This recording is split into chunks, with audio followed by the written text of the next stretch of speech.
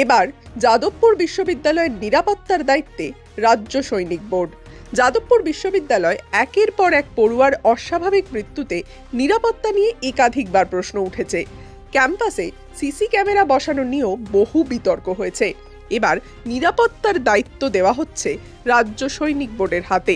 রাজ্য সরকারের আর্থিক সহায়তা নিয়ে রাজ্য সৈনিক বোর্ডের ৩০ জনকে নিযুক্ত করা হচ্ছে বলে জানিয়েছেন উপাচার্য চিরঞ্জীব ভট্টাচার্য।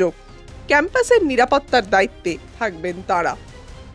রাজ্য সৈনিক বোর্ড সেখান থেকে আমরা ৩০ জন লোককে আমরা নিয়োগ করেছি, সেটা সুপ্রিম কোর্ট বলছি কি আমাদের আদালতের যে রায় ছিল, সে আদালতের রায় ছিল যে ক্যাম্পাসে ইনহাউস সিকিউরিটি বাড়াতে হবে এবং সেটা হচ্ছে সিসিটিভি সার্ভিলেন্স করতে হবে।